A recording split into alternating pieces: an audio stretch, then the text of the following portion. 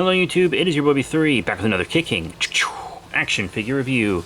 Today we're actually looking at something vintage. Ooh, yeah, look at that puppy. Huh? It is the Bandai America Mighty Morphin Power Rangers Evil Space Aliens Rhino Blaster. Yeah, he's kind of like a rhinoceros bat thing, which is a type of bat, believe it or not. But he's pretty cool. A friend of mine sold him to me complete with accessory for $6 at his comic shop back when he owned it. He sold it recently. The end of an era. Oh, Captain, my Captain. But really great price on this guy. Truly. I've seen people selling the weapon alone for $6 on eBay. And there are some of these I got to get from other lines. But he's pretty cool. As you can see, his one accessory is this weapon, which is a big, well-sculpted and painted item. It's got kind of a wash on it. You see, he holds it in a bit of a weird way. That's how you have to make him hold it, by taking that up part, kind of cocking it into his hand, because he doesn't have a traditional holding posture on his hand or anything. It's a very weird weapon. I don't even know what you would call it, like some kind of spike. I'm no weapons nerd. I'm just a monster nerd. Speaking of monsters, let's take a closer look at Rhino Blaster. His articulation is pretty rad. You've got a big old swivel on the arm. On each arm, you have, torso swivel, but it's really tight, and mine doesn't want to go all the way around. And after all these years, if it's still that tight, maybe it just is that tight, you know? Maybe it's not even meant to articulate. Maybe it's just two plastic halves. But the legs do give a full 360. And a lot of you are probably like, that's like 4.5 joints. Why did you say that was great? Well, I mean, it's great for playability. Remember, this is an old kid's toy. I'll judge older toys by older toy standards and kids' toys by kids' toy standards. And as a kid that grew up on Power Rangers, trust me, this is a very fun toy. Also, the size kind of helps. He's a big guy, about 8 inches tall or so. And he's really, really cool. They also made like little 5-inch villains, but I, in my adult years, prefer to collect these bigger 8-inch ones because they look better with my 6-inch Rangers, who you'll see soon. Detail and paint-wise, ignore all the scuffing on mine. I mean, obviously it's a kid's toy. It's probably had some heavy play. Of course, the horn is like the first thing that's always going to get scuffed. But, I mean, you can see that he's fully painted on the back. All of his nodules that come around back are painted. His claws are fully painted. I mean, look, my last review was this adult collectible Power Ranger toy, this Tinga Warrior, right? And this adult collectible isn't even fully painted on the back. Yeah, this adult collectible doesn't have its claws painted.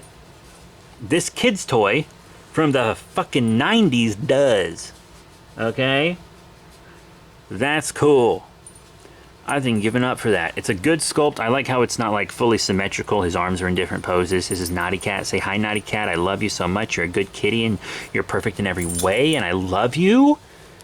Naughty, did you know that I love you so much and you're my perfect, amazing little kitty cat?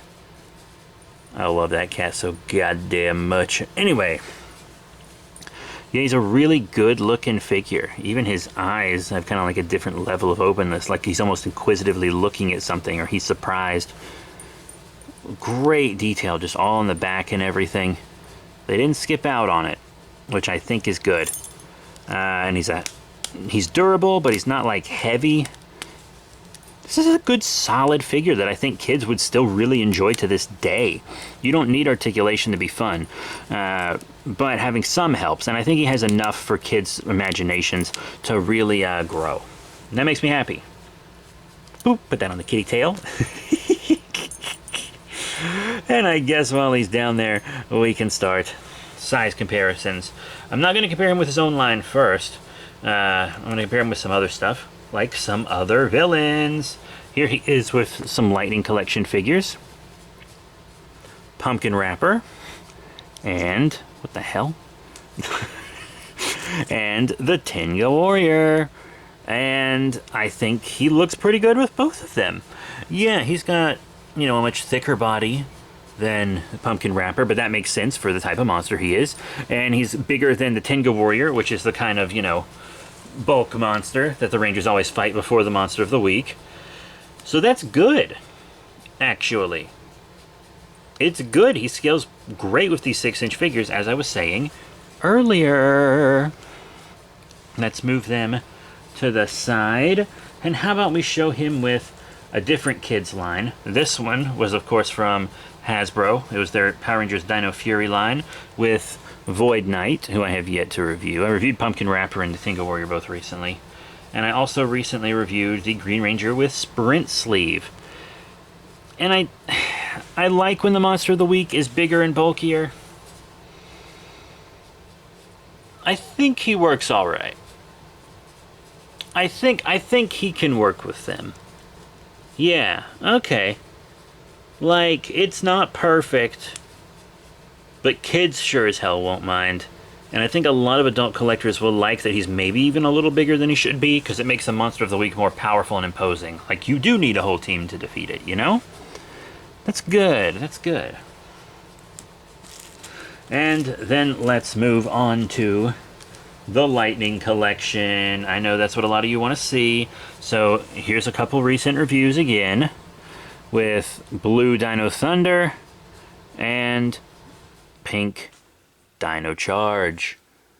Figured since he fought a Dino team, these would be good ones to show, and I think he's pretty great with them. I know he's technically an 8-inch, but he's still shorter than Pumpkin Rapper was, and I think he looks great with these 6-inch Rangers.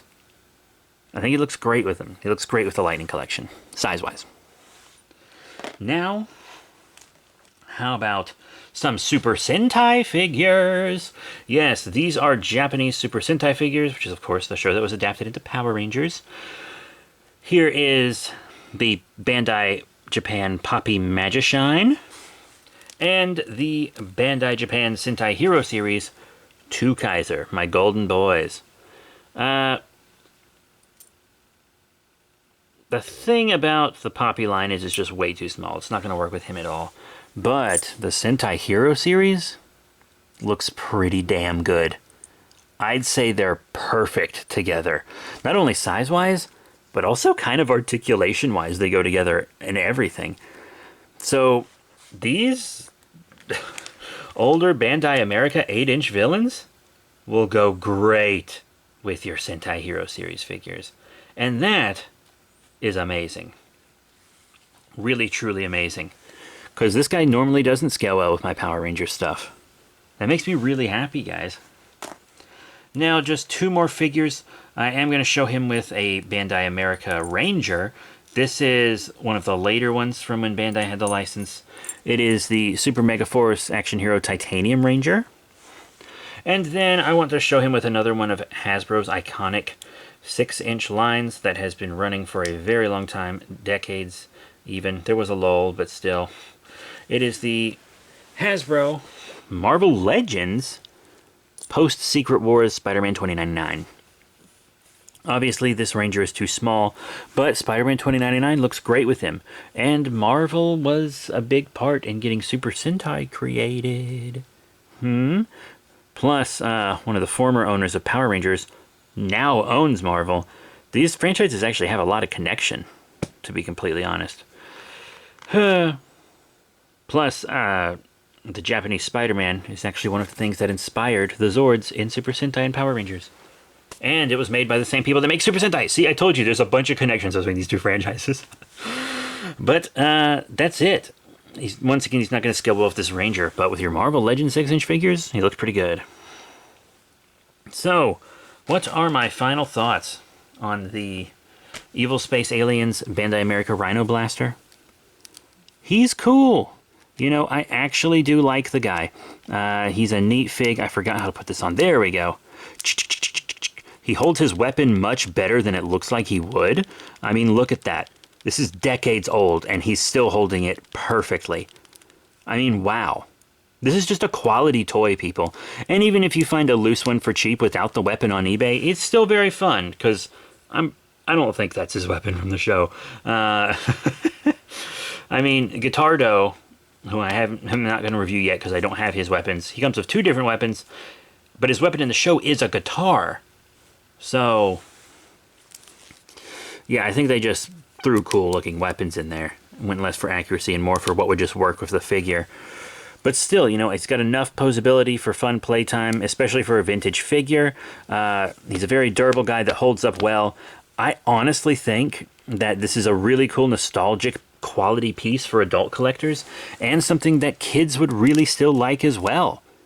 This is a quality kids toy through and through. He's held up great all these years. Yeah, he's got paint scratches, but he's not broken or anything, even though he's clearly been well played with.